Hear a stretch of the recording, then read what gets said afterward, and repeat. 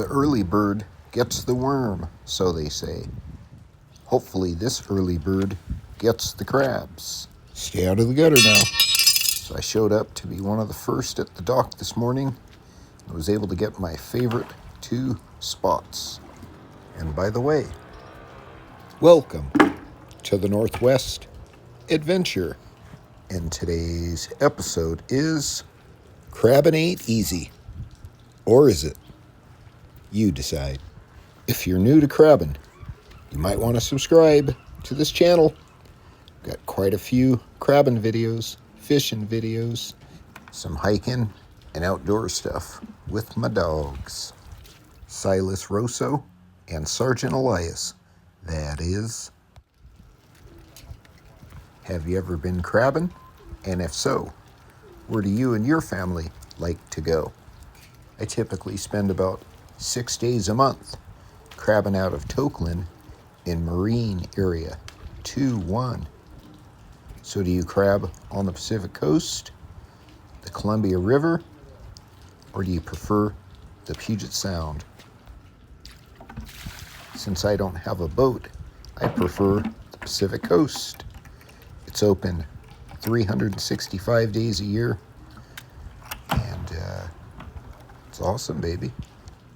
There's a few alternatives on the way you can crab out here. You could use crab rings. Certain times of the year, you can use a crab pot. And year-round, you can use crab snares. If you've never gone crab snaring, you should check it out. It's a lot of fun, especially if you like to surf fish. Sometimes I stand out in the surf in my waders, my life preserver, my ugly stick, and a crab snare filled with squid, fresh from Grays Harbor. For those who may not know, if you're fishing on the Pacific Coast, Dungeness crabs, the legal size, are 6 inches. However, you can only keep the males. The females must go in the water. That is, you must return them back to the water. We also have red rock crab here, which are quite tasty. Some say they're delicious. However, the biggest part of the crab that I like to eat are the claws. And as you know, crabs only have 2. But the good thing with the red rock crabs is that they only need to be 5 inches. That's the legal size in Washington State. And you could take either the male or the female. As I had mentioned with the red rock crab, I only like to eat the 2 claws. And the legs that it has are way too small, not enough meat. So when I do catch the red rock crabs, I typically either give them away to somebody who hadn't caught any crabs that day, or I just throw them back into the water. All right, so it's time to fill up the crab pot's bait bag. And today I'll be using frozen chicken breast. Which bait do you prefer to use when you're out here fishing for crab? Do you go with fish heads, poly fish heads, or do you go with the frozen chicken breast? A lot of folks have some good luck with the Grays Harbor squid. I've seen other guys just use razor clams. So many options. Back in Kodiak, I'd seen guys spray WD-40. Yeah, I said it, WD-40 on fish, and they caught hella crabs. So in life, you never want to catch hella crabs. You just want to catch the legal limit of crabs. In Washington State, the legal limit are 6 Dungeness crabs and or 6 red rock crabs.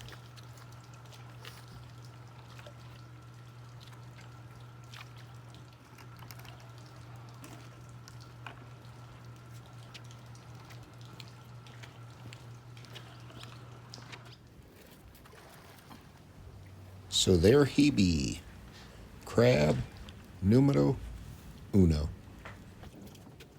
Hopefully there's more in the bay waiting to get pulled out. So the only way you'll know is if you stick around. And I want to give a shout out to all of the new subscribers. And I want to give a shout out to the people who aren't subscribed, but watch my channel on a regular basis. Thank you. Cool thing is we have analytics that tell us who's watching what. So it's kind of fun looking at that. But yeah, I only have about 6% of my views are by the actual subscribers. So I wish the subscribers would watch a little bit more, but I do appreciate your sub. So thank you. Your numbers count. Believe that. And when you're out here, always leave your area cleaner than when you arrived. All right, we're going to drop this in the pot. If you're wondering what that big frozen block is, it's fish heads. Purchase from Nelson Crab, $6.99 a bag. Although I always show up to Tokeland with frozen chicken breast, the following morning I'll always pick up a bag of Rolly-Polly fish heads. During certain times of the year, Tokeland has tons of birds. Last time I was up there, the sky was filled with pelicans. Therefore, if you're into bird watching, you may want to consider coming out to the Willapa Bay. But check your birding charts to find out what's in season.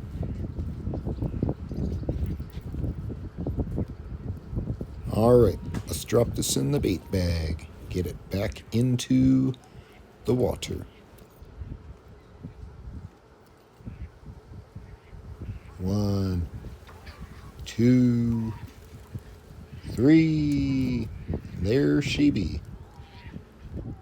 By the way, I'm casting out some lead line. And although you don't see a lot of people on the floats today, there's quite a few crab pots in the water.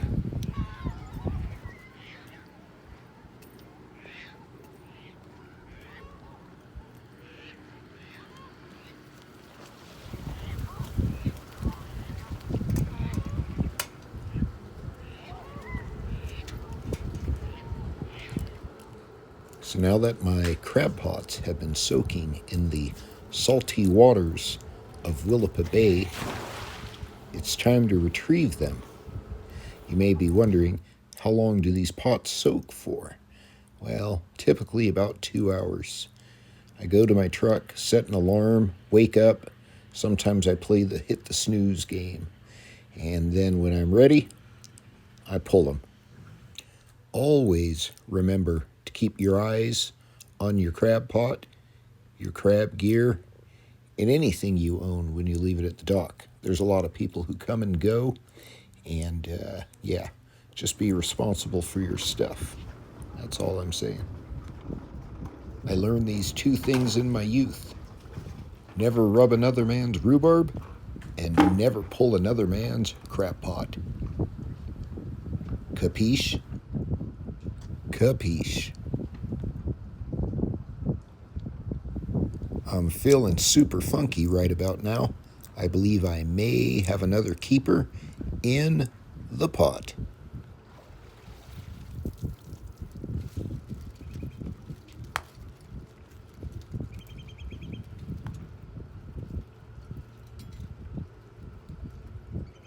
Now I'm really feeling good. Looks like we have another keeper in the mix.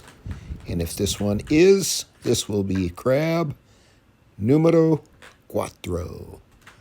Oh yeah.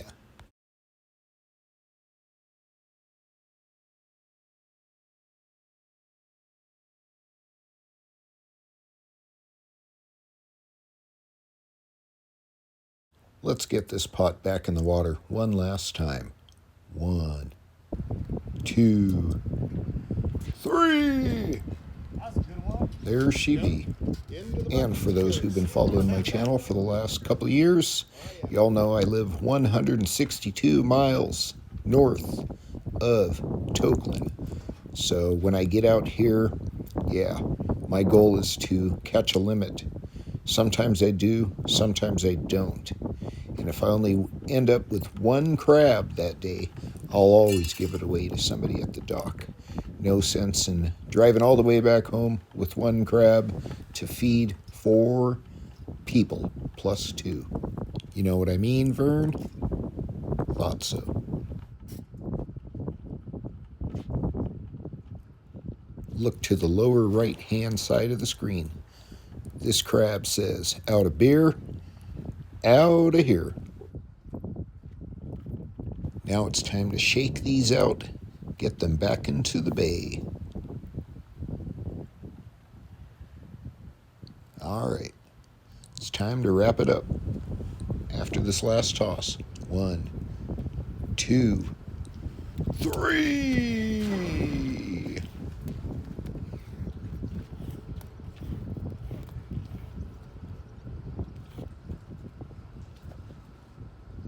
Here's another look at the crabos. Check these out. Tell me these ain't tasty when steamed just right. So how do you cook your crabs? Do you steam them, boil them, or eat them raw? Back into the bucket ye go.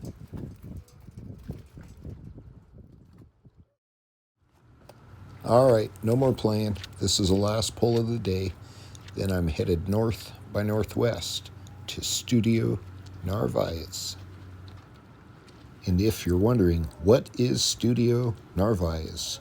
Well, it's a creative space that I have where I concentrate on photography, videography, documentary, and dance.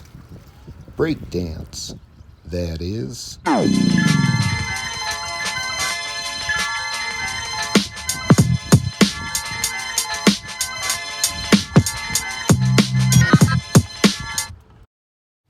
And if any of y'all watching are photographers, videographers, or dancers, let me know in the comments. I'd be quite interested in seeing some of your work. You don't always have to watch my stuff. I'd like to watch yours too. So go ahead and place your link in the comment section, and then let me know what you do. And I definitely will check it out and give you a comment. And with that said, I may even be interested in collaborating with you on one of many projects. So keep in touch and let me know what's going down. And it appears this birdo is about to go down if he gets caught up in my crab pot.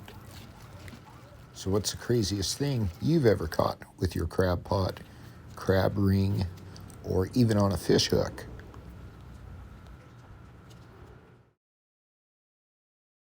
Small. Too small. Way small. Tiny. Eh. Eh. Not again. Come on, give me a keeper. This one here may be close. Let me grab the crab gauge.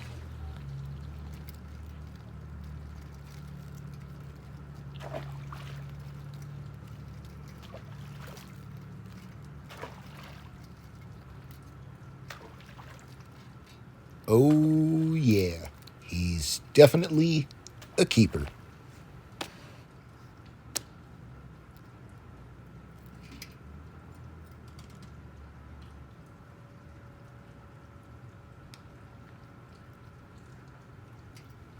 And this one here is just a bit too small. And even though it's just a bit too small, make sure you don't keep it. Unless it's the legal size of 6 inches.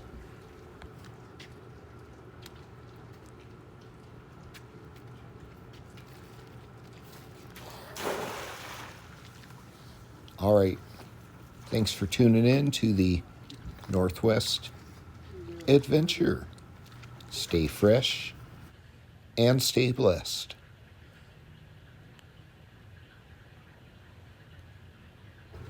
And if you're new to the channel, you know what to do.